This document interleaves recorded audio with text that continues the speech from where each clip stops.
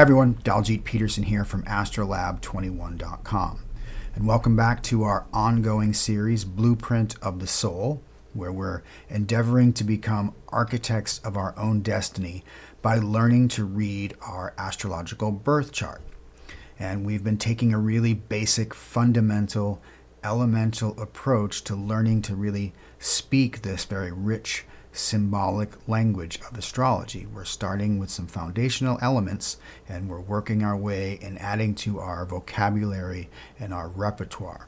And as I'll say at the top of all of these videos, if you haven't watched the previous videos in this series, I strongly encourage you to go back, watch those first, because we really are building on this framework and adding to our scaffolding of concepts and ideas so that we're expanding our knowledge base through the series. So you're really going to be better served. If you've already watched the previous ones, you'll get a lot more out of this episode.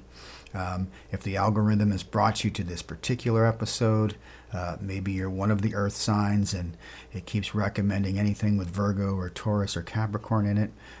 Great, welcome, glad to have you. But check out in the description below, I have a link to the playlist. I'm compiling all of these videos in this series in one playlist in sequential order, so it'll be a great reference tool for us going forward. So that being said, let's just do a very quick review of how we've gotten to this point, some of the key concepts that we're going to keep using and leverage going forward into this episode. Okay, we're starting with the elemental approach, right? We got the four archetypal elements: fire, earth, air, and water. And we've been talking about how everything is created and formed through these basic energy substances, right? Everything is made of a combination of these four archetypal elements. And we've been working with the concept of polarities, right? That in this world that we live in our universe, you have to observe the law of polarity. Right? We observe that everything is sort of broken into two polar opposites. We can see masculine or feminine, yang or yin, active or passive. And we've been using this very rich, elegant symbol of the yin-yang to inform our concept of polarity and understand that the two poles are deeply entwined and intermixed and really can't be separated, right? There's no masculine without feminine. There's no yang without yin. Okay, there's no extroversion without introversion. So this is important because polarities informs our concept of the elements, because we separate the four elements into two complementary pairs. The fire and air elements possess the masculine yang side of the polarity, and the earth and water elements represent that yin feminine side of the polarity. So these two of the same polarity are complementary, and any elements that are of opposing polarity tend to be incompatible. And then our third very important concept that we've introduced is the concept of modalities, that these four elements, this energy substance of the elements, can express itself through one of three modalities, right? Or vibrational patterns. These are the vibrational frequencies through which the elements as an energy substance can manifest. And so, two polarities, three modalities, four elements. These are the fundamental principles that we're using to construct the actual zodiac. And when we build our zodiac, we build a zodiac in this wheel configuration. We always are learning to start here at the 9 o'clock position. That's our beginning of the zodiac, and it works counterclockwise. We create these 12 divisions of the circle, and we're assigning each of the 12 signs of the zodiac to one of those 12 positions, starting with the first sign, Aries, working our way around the wheel. We've shown how we put the elements to work in their repeating pattern around the zodiac wheel, which informs us of a repeating pattern of the polarities, which is this alternating current of yang, yin, masculine, feminine. And then we add our third principle of the modalities, which gives us another cycle to work around.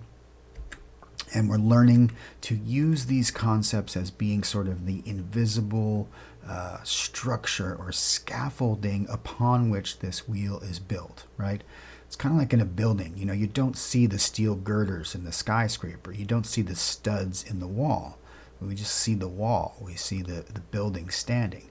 You know, these are the girders. These are the scaffolding. These are the studs of the wall, of the framework that is the zodiac wheel. So if we can learn to see deeply into these signs of the zodiac and see all these qualities emerge, we start to encode these symbols with all of that richer meaning, with that depth, so that we're learning to see this wheel. We're learning to see all this under the hood mechanics going on behind the scenes. And then in the last episode, we started by looking at the fire signs. We looked at what we call the fire trinity. We have 3 signs that are of fire element in the zodiac wheel: Aries, Leo, and Sagittarius. And we showed how they form this perfect triangle, right? This perfect equilateral triangle within our perfect circle. This is why these signs of the same element have this very complementary ratio going on. And so we explored those 3 signs as being part of the fire trinity.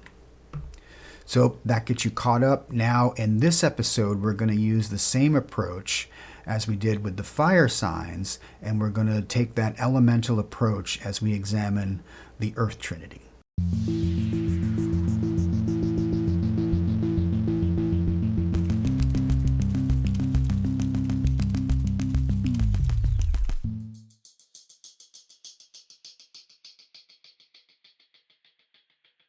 Okay, so now we're going to pivot to the next element in our series. Having looked at the fire signs as a group of 3, as a trinity, now we can pivot and take a look at the 3 signs of the zodiac that are all built or formed from the earth element, the earth trine. So let's go back to our wheel of the zodiac here, and let's find our 3 earth signs, right? If we pull up our elemental configuration, we can see here that Taurus and Virgo and Capricorn are the 3 earth signs respectively. So let's extrapolate those out and take a look at them. And again, we see this triangular pattern emerge, that they're in this very particular ratio to each other because we're using the 4 elements within the 12 signs of the zodiac. We're getting the trine aspect, this trinity of signs that are in this perfect ratio. They're each 120 degrees away from each other within the 360 degrees of the wheel of the zodiac. This is why we're talking about any sign of the same element has this harmonious relationship to it. It can relate to its other sister signs of the same element here in Earth because they all partake of the earth element. So this is what we call the earth trinity, right? Which is Capricorn, Taurus, and Virgo. And we always are going to start to orient ourselves to each of the elemental trinities in this way, where we go from the cardinal sign to the fixed sign to the mutable sign within the trinity. So just to get us up to date on what we discussed when we looked at the elements themselves, all 3 of these signs are born or forged from. They're made of earth. They're using the earth element, that energy substance of earth, to form these 3 signs of the zodiac. So all 3 of these signs are going to possess these earth-like qualities. They're all going to have that practical, conventional, dependable nature. They're all from the physical, here and now, 3-dimensional time-space reality, right? We think of the sensation as the function, the psychological function that the earth element represents. It's all about the senses, the 5 senses, right? Earth wants to touch, it wants to taste, it wants to feel, it wants to hear, it wants to see, it wants to use the senses to orient itself to the world, right? So it's very practical, it's very earthy, it's very grounded, right? All of the earth signs and anything that possesses the earth element tends to be very goal-oriented, very matter-of-fact, right? That need to be of service, to be productive, to be dependable, to be useful, sense of utility, informs all of the earth signs. And of course, they have their shadow side as well. The earth element can be plagued by inertia, right? It can be very stubborn and slow and can get stuck in ruts very easily. It can become slave to its own routines, right? It can be narrow-minded in its thinking. It gets tunnel vision sometimes. But these are the earth characteristics that all three of these earth signs are going to express. So let's start looking at them individually. And again, we start with the first earth sign is going to be the cardinal earth sign, right? Because this is the initiator. This is what starts the cycle. It starts the Trinity. Cardinal earth, right? What is cardinal? Again, cardinal is that centrifugal force. It's that outward moving energy, energy that moves outward from the center. It's expressive. It's action oriented. It wants to put something out there in the world. It's of primary or direct importance, right? So with Capricorn, we're getting a very particular kind of earth. We're getting cardinal earth. This earth element, this energy substance of earth is expressing itself through this vibrational pattern of wanting to be expressive, of wanting to be initiating new ideas, wanting to be moving out in the world. And as always, whenever we have an element, we know its polarity. All the earth signs are always going to be of the yin or feminine polarity. They're going to be more passive, receptive, a sense of introversion, of a centripetal force. They're ruled by gravity. We think about earth, right, being grounded, seeking a low point. They are related to this sense of gravitational force. And there's something interesting that we see here when we are dealing with Capricorn as being both cardinal and being both yin. Whereas the cardinal energy is this centrifugal force, right? Energy that wants to move outward in a definite direction. Well, the yin quality demonstrates centripetal force, which is energy that wants to move inward towards the center. So right away we can see a tension here within Capricorn, this subtle understanding of something that is a bit conflicting within this archetype. And this is why I think Capricorn tends to be a difficult archetype to really wrap our brains around, because it has this conflicting quality to it. It is on the one hand cardinal and expressive and energetic and wants to be out there, but it's also earth. And because it's earth, it's feminine, it's yin, it wants to receive, it wants to contain, it seeks to work its way towards its center. So a bit of an interesting, almost conflicting characteristic to Capricorn, which adds to the complexity of this archetype.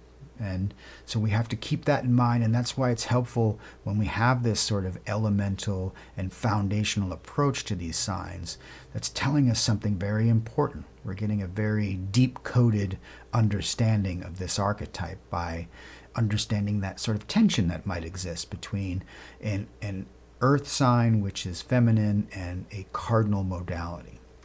So let's dive in and let's look at the constellation of qualities that we can expect this Capricorn archetype to present, this cardinal earth sign.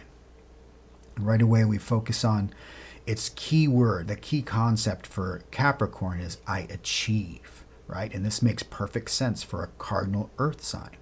It wants to be out there. It wants to be useful. It wants to be productive. It wants to achieve in the world, right? If we consider the symbol for Capricorn, right? It's the goat. What is, think about a goat, right? What you think about, it's a very deterministic animal. It's going to keep its head down. It's going to be patient. It's going to be cautious, but it's going to get to the top of the mountain.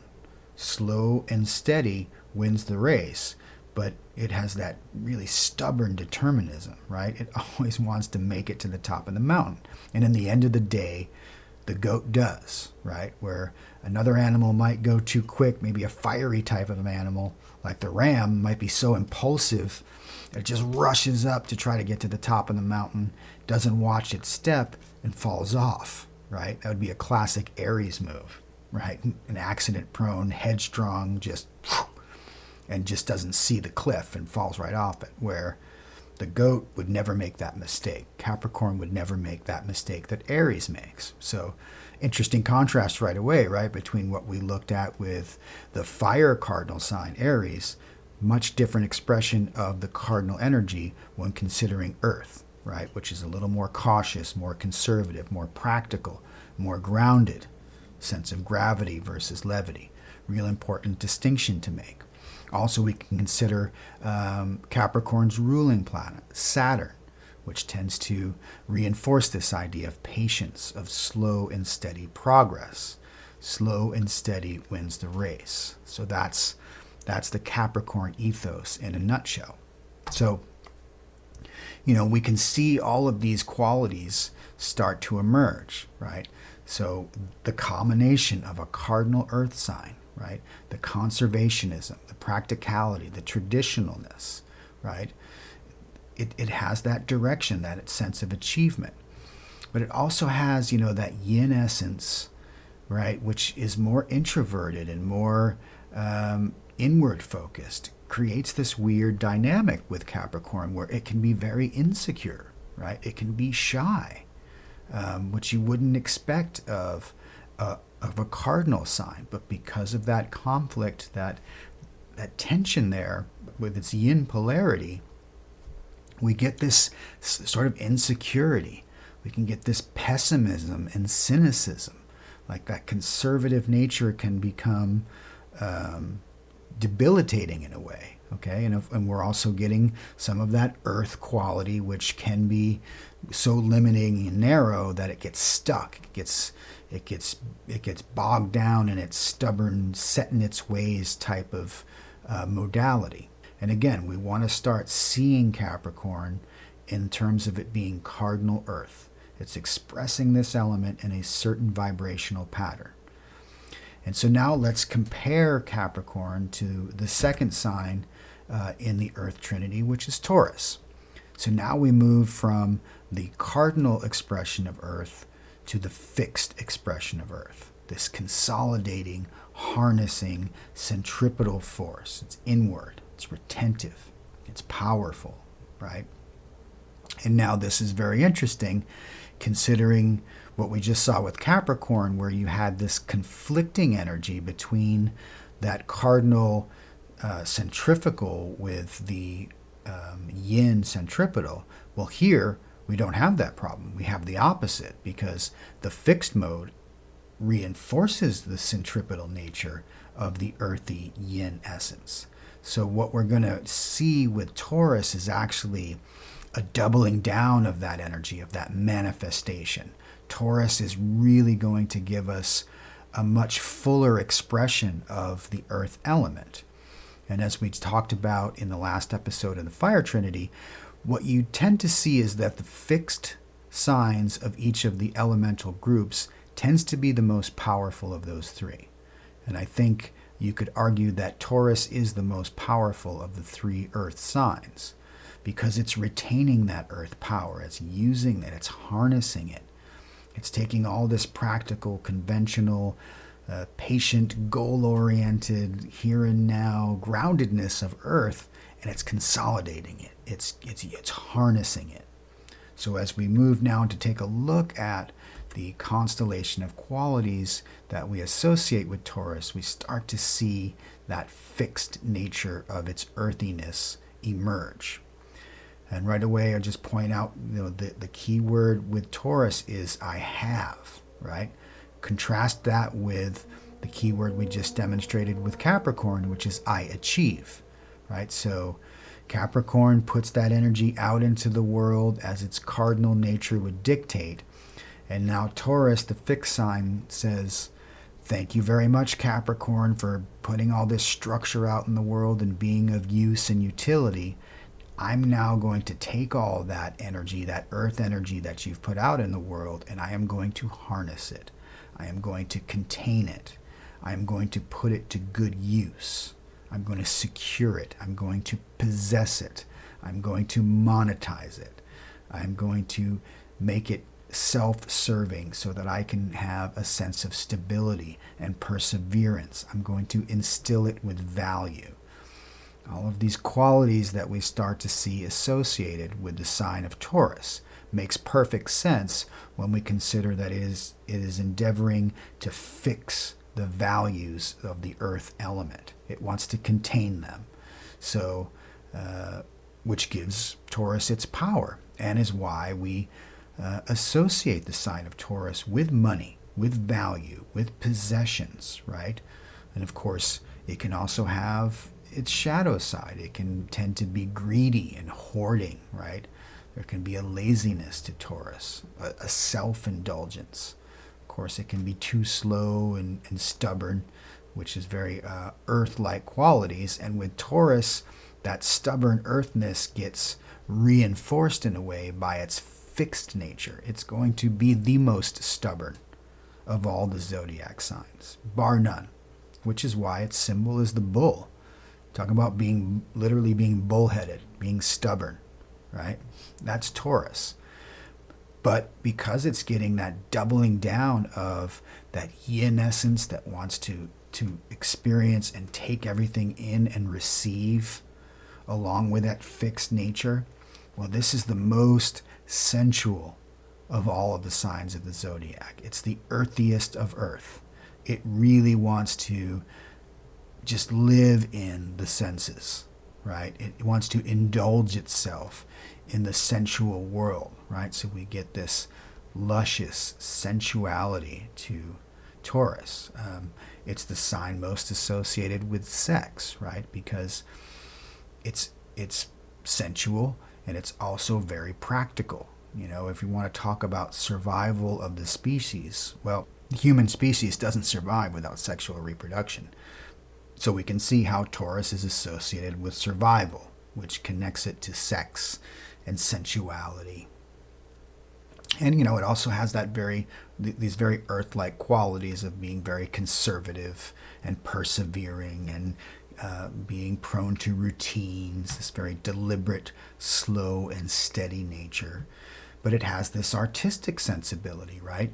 And here we could consider, you know, its ruling planet Venus does lend Taurus some of that artistic sensuality and expressiveness, that the Venusian, the feminine.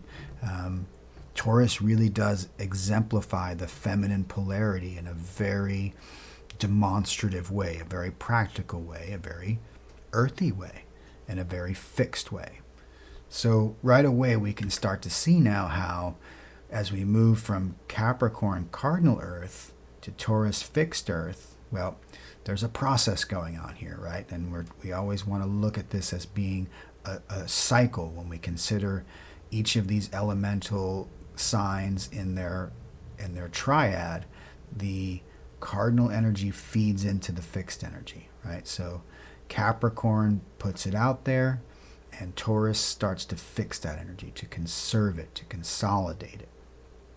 And that prepares us to then move on to the third sign in the Earth Trinity, which is Virgo. So what distinguishes Virgo from its other Earth sisters? Well, it is vibrating that Earth element in a mutable pattern. It wants to take that energy, that Earth energy, and it wants to mutate it. It wants to share it. It wants to relate and communicate and change and exchange and improve on that energy so that it can be shared and become the material for the next cycle. That's what the mutable signs do. That's what the mutable energy is all about. So if we start to look at the archetypal constellation of Virgo and its mutable earthiness, we see that its key word is I serve, right? And so what we get with Virgo is this desire to take that earth energy, that practicality, that reliability, that utility, and to transmute it, to evolve it, to improve it, right? Virgo is all about improving, and it's all about being in service to the greater good, right? It has this almost obsession. And we consider that Virgo is ruled by Mercury, which gives it this sort of communicative, expressive quality. So of all the earth signs, Virgo tends to have, with its mutability, almost an air-like quality. And I think Mercury lends it that. And I think it'd be easy to mistake Virgo as an air sign because of its Mercury rulership and because of the way it's so almost mental in a way, that analytical, critical, intelligent quality that it has, right? But it's all grounded in earth. It's all about being of practical utility. How can I make this better? How can I improve things? And of course, that energy is going to have a shadow side, as all these archetypes too, right?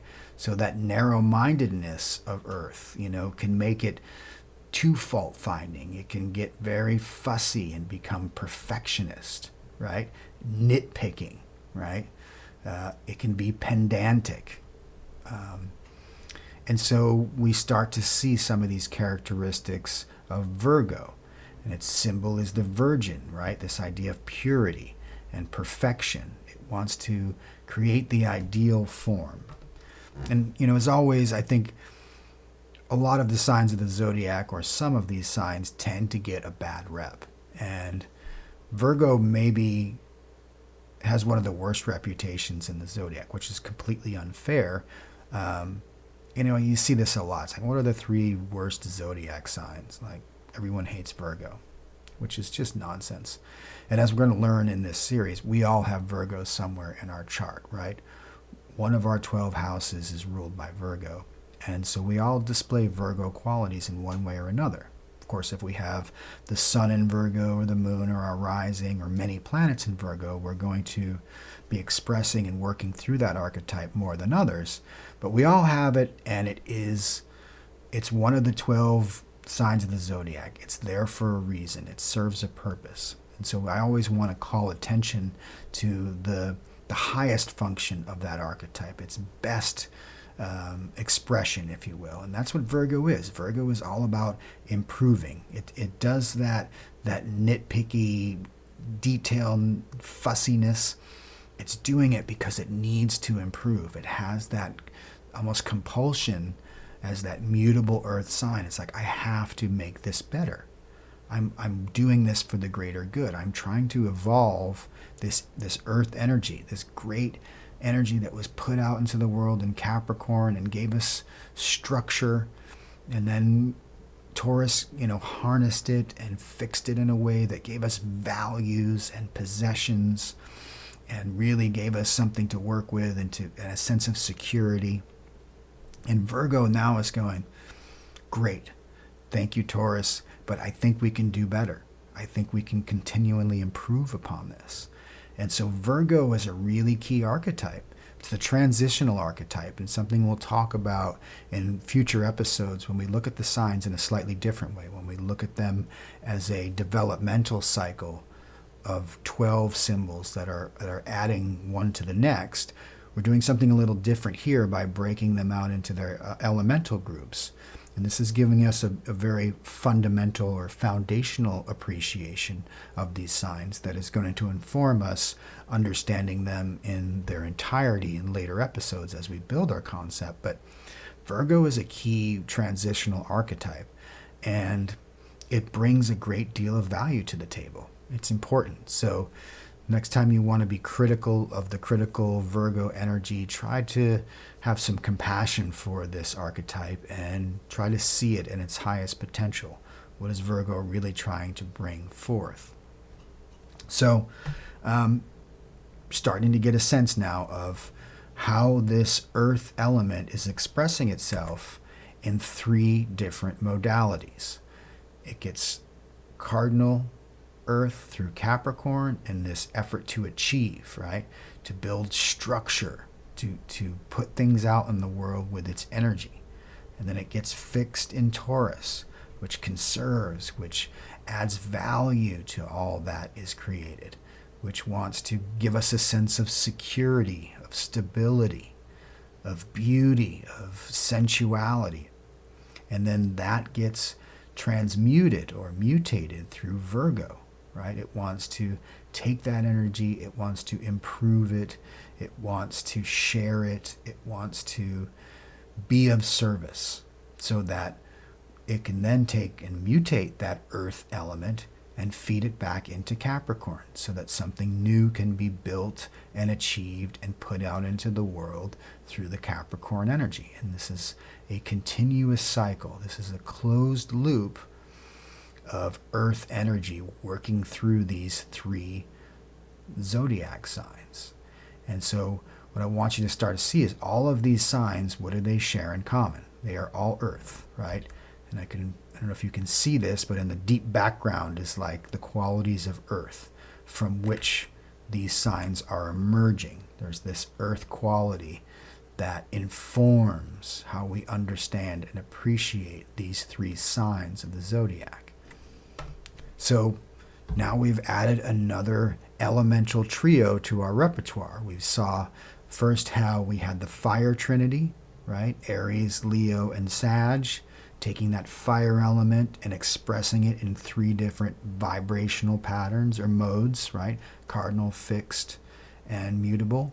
And how that fire energy is a masculine or yang energy. It's expressive, it's projective, it's levitational, right? And now we're contrasting that with the earth trinity. Now we're looking at a feminine or yin focused element, right? All of these signs have more of that receptive and introverted and conservative type of energy. They want to retain, right? They're more ruled by the laws of gravity, right? Pulling down, pulling in, being grounded, right? So we're seeing this, all of our principles are being put to use here. We're using polarity, we're using modality, and we're using the elements. So we're comparing and contrasting, and we're seeing this cycle of the wheel start to become apparent. And now in the next episode, we'll pivot back to the air signs, and we'll go back to a masculine yang polarity, because air is of that masculine polarity. And we'll see how those signs start to work in that levitational direction again. And then we'll follow that up and finish the trinities with the water trinity, which moves back to yin. And so we're really going to start to see this cyclical pattern at play that we've been building on, and we've been demonstrating by building the wheel of the zodiac using all of these foundational principles. So, okay, I hope that's been helpful. I hope we've gotten some new insight into the earth signs, the earth trinity, and what they represent. As always, if you're finding this content helpful or insightful or useful or just entertaining, click that like and subscribe button, and also hit the notification bell so that you can get notified as I release new episodes in this series. All right, till next time, Satnam, everyone.